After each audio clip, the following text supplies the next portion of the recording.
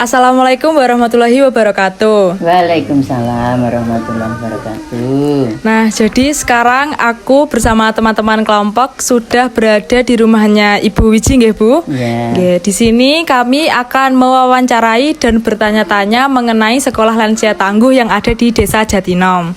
Oke, Bu. Pertanyaan pertama, apa sih Bu latar belakang berdirinya sekolah lansia? Ya, karena kita memandang ya, karena di Jatinom ini banyak orang tua, banyak lansianya, dan itu belum ada yang mengurus, intinya seperti itu.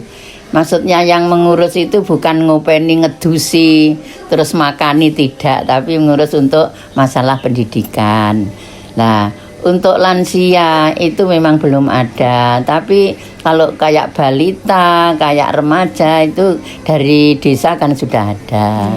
Nah, kami berinisiatif karena kami juga sebagai pengurus lansia yang ada di Kabupaten Blitar, kami mendirikan sekolah selantang ini.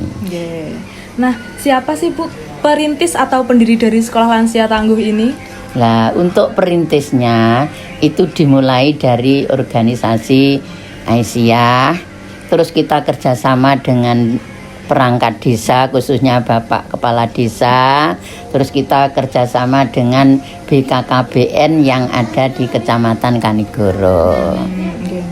Nah, kegiatan apa saja Bu yang dilakukan ketika berada di sekolah lansia? Nah, untuk kegiatan itu simpel aja Mbak.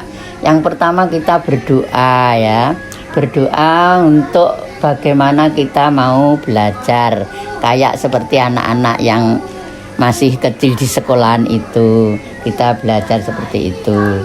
Jadi berdoa untuk belajar. Setelah itu kita senam juga.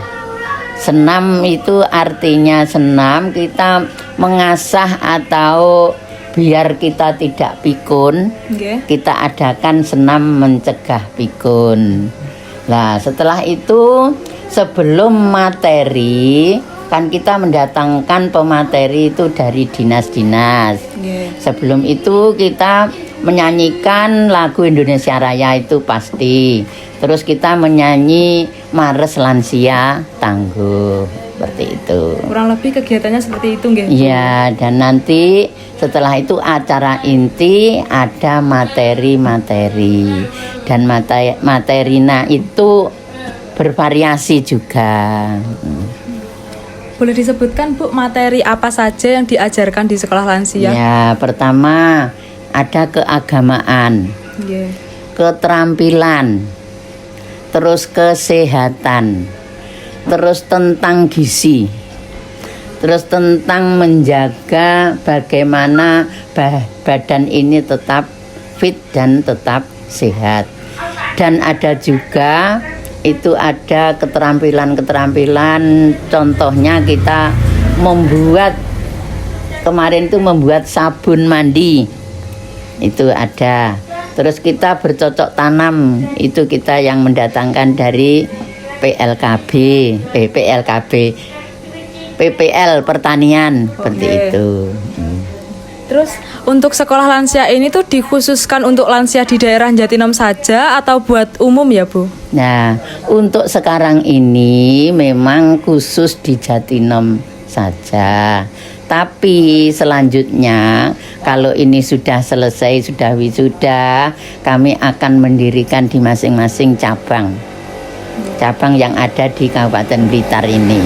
Jadi tidak hanya di cabang Kanigoro ini, seperti itu. Untuk anggaran yang diterima untuk sekolah lansia ini dari mana saja Bu? Untuk anggaran itu mandiri Mbak, jadi gabungan, ada dari BKKBN, ada dari kader, ada dari kita sebagai kepala sekolah, sebagai ketua kelas, seperti itu. Jadi ada organisasinya sendiri ya Bu di sekolah lansia itu? Kalau organisasi enggak seperti itu Mbak ya. Strukturnya itu, gitu. Lek strukturnya itu ya struktur sekolah selantang. Tidak berorganisasi, enggak seperti itu. Jadi struktur kepengurusan sekolah Selantang seperti itu. Nah, untuk manfaatnya Bu, manfaat apa saja yang diperoleh dari anggota yang ada di sekolah lansia? Manfaat dari anggotanya ke pendiri. Bukan manfaat yang dirasakan oleh anggotanya. Oh, Nggih. seperti itu.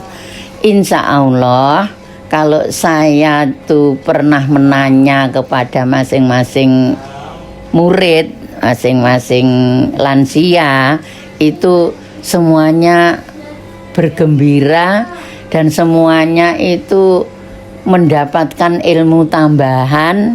Jadi tidak hanya di rumah itu hanya masak, makan, tidur seperti itu, tidak. Tapi dia juga mempunyai pengalaman-pengalaman, contohnya kan situ ada nyanyi-nyanyi seperti itu, dan itu pun juga bisa memanjangkan umur untuk bergembira itu.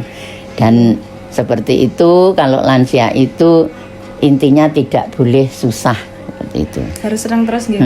Harus senang. Nah, apapun yang tidak ya. Nah Bu, apa saja yang didapatkan lembaga sekolah lansia jika mempunyai banyak anggota? Kalau yang didapatkan itu hanya kepuasan ya Mbak.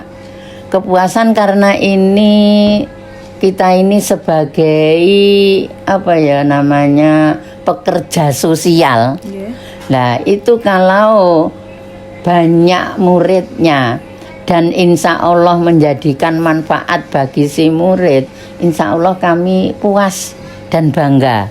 Karena program itu Ya, berhasil gitu. karena apa?